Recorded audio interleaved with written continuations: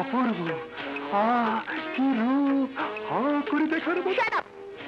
ওর রূপ দেখতে বলিনি, ওকে তোমার পিছনে ঘোরাতে বলেছি। হ্যাঁ রুবি, এখন দেখছি আমাকে ওর পিছনে ভৌ ভৌ করে ঘুরতে হবে।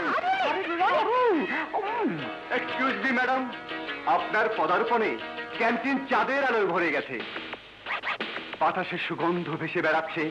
মনে হয় এতদিনের সত্যিকারে একজন সুন্দরী মেয়ে আমাদের কলেজে এলো। ম্যাডাম, আপনি নিশ্চয়ই ইভিনিং ইন প্যারিস সেন্ট লিখেছেন? হ্যাঁ, কিন্তু আপনি জানলেন কি করে? আমি জানবো না তো কে জানবে?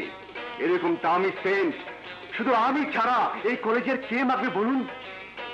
এই যে মেয়েগুলোকে দেখছেন না, জন্মেও নাম শুনেনি। জলদি বার্গার কোল্ড ড্রিঙ্কস। না না, শুধু কোল্ড। আরে বলেন কি, তাই কি হয়? আপনি খেলে তো বার্গারের জীবন ধন্য হয়ে যাবে। আরে madam,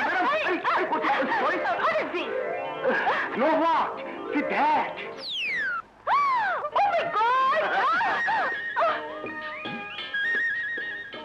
I am sorry madam, এই প্যারাকটা সুন্দর শরীরে দংশন করবে বলে আমি বাধ্য হয়ে আপনাকে।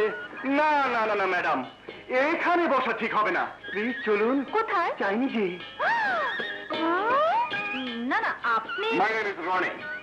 কোটিপতি জহুরুল ইসলামের নাম শুনেছেন নিশ্চয়ই? হ্যাঁ, আপনি তার বাড়িতে। আমি তার একমাত্র ছেলে আমিনুল ইসলাম রনি। আপনি জহুরুল ইসলামের ছেলে? Yes madam. কি বলবো, এদেশে কোটিপতিদের জন্য কলেজ নেই বলে বাধ্য হয়ে আমাকে ন্যাস্টি কলেজে ভর্তি হতে হয়েছে। চলুন সোনার গায়ে যাই, চলুন। তোর প্রেমিক ফিনিশ, ফাইসে গেছে। ঠিক আছে, ওকে আমি মজা দেখিয়েই ছাড়বো।